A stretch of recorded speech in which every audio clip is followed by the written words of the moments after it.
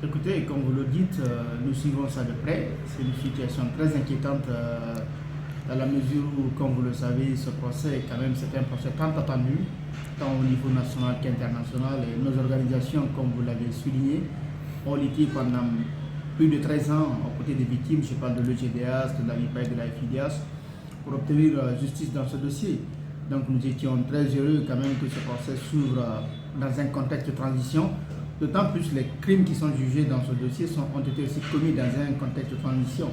Donc pour nous, ce serait vraiment quelque chose de très positif et que ce procès se tienne en période de transition. Maintenant, évidemment, comme vous l'avez souligné, et malheureusement à cause des incompréhensions, notamment entre le ministre de la Justice et les avocats, le procès à l'arrêt, ça fait plus de 3 semaines maintenant. C'est quelque chose qui nous inquiète et nous l'avons dit à plusieurs reprises. Nous pensons quand même que ce procès, c'est d'abord l'État guinéen, c'est lui qui s'est engagé devant la communauté nationale et internationale à juger ce dossier. Et à ce titre, même, je vous informe que même le jour du procès, qu'à la veille même, qu'il y a eu un mémorandum qui a été signé entre l'État guinéen et la CPI, et en tout cas où la Guinée s'engageait encore à mettre toutes les ressources nécessaires pour que ce procès se tienne. Donc nous ne pouvons pas comprendre que ce procès s'arrête pour des raisons de financement.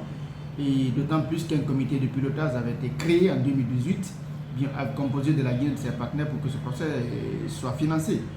Maintenant, les incompréhensions, les interprétations qui se font entre les avocats et le ministre, nous pensons quand même qu'avec une dose de sagesse, nous pensons quand même que c'est une question qui peut être réglée et dans le cadre d'un cadre de concertation, de dialogue entre le ministre et ses avocats. Parce que ce que nous entendons souvent dire aujourd'hui, en tout cas certaines menaces qui sont entendues de côté par le ministre, et cette alternative qui viserait à commettre des avocats d'office pour les accusés, parce que les avocats des accusés refusent de venir, pour nous c'est une alternative qui risque, si elle est mise en œuvre, en tout cas de dénaturer ce procès. Vous imaginez, nous sommes à déjà plus de 8 mois de procès, et donc où nous avons suffisamment avancé dans ce dossier. Et d'ailleurs, quand même, que si les gens eux-mêmes ils ont commis des avocats, bien sûr, nous comprenons quand même la logique, peut-être qu'ils les payent. Maintenant, ce que les avocats demandent, je pense que ce n'est pas amélioration des conditions de vie, comme vous le disiez, mais c'est plutôt une amélioration des conditions de travail. Donc, ils ont déploré le cadre dans lequel ils travaillaient, mais aussi, ils ont demandé à ce qu'il y ait aussi des ressources leur soient allouées dans le cadre de ce procès. Et donc, nous estimons quand même qu'au-delà des aspects juridiques et financiers, et le ministre de la Justice peut organiser une réunion avec ses avocats, discuter avec eux, leur expliquer techniquement ce qui avait été prévu, ce qui a été obtenu. Et comme ça, je pense que ça peut régler ce problème et que ce procès continue pour le bonheur des victimes et aussi pour le bonheur des peuples de Guinée. Nous pensons quand même que c'est important que cela se fasse. Écoutez, nous faisons du plaidoyer, nous l'avons dit. Aujourd'hui, pour nous, le meilleur moyen de résoudre ce problème, c'est le dialogue. Sur le dialogue peut résoudre la situation actuelle pour permettre de ramener ces différentes parties autour de la table.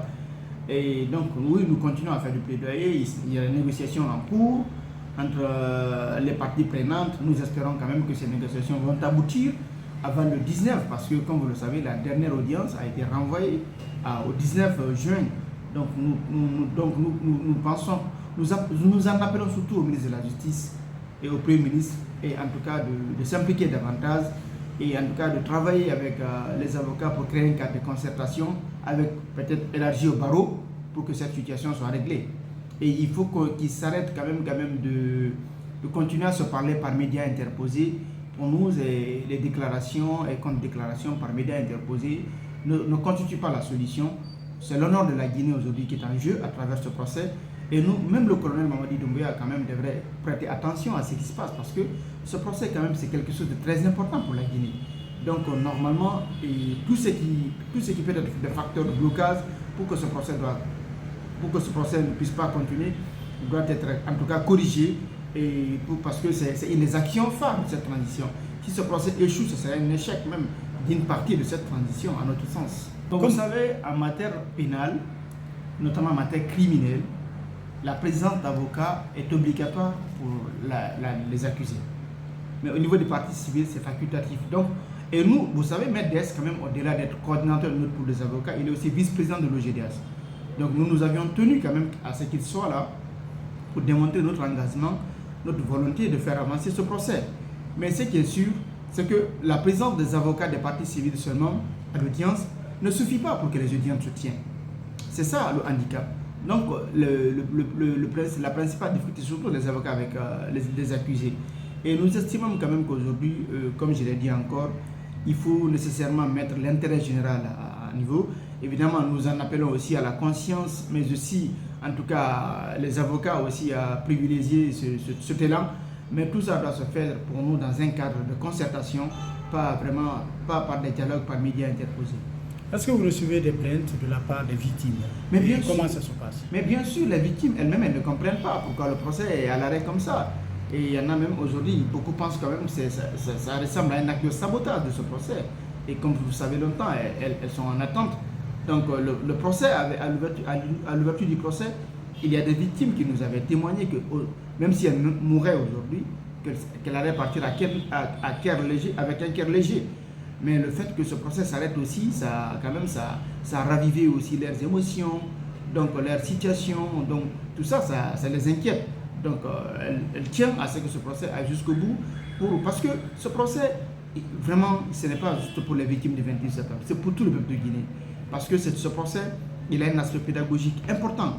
Et le fait qu'il est médiatisé, que vous les médias, vous le retransmissiez directement à la télé, et il est suivi, vous savez, même sur le plan africain, sur le plan international, ce procès est suivi. Donc il a un aspect pédagogique important en matière des droits de l'homme, mais aussi en matière de dissuasion sur les crimes de masse contre ceux qui sont livrés à ce type de pratiques.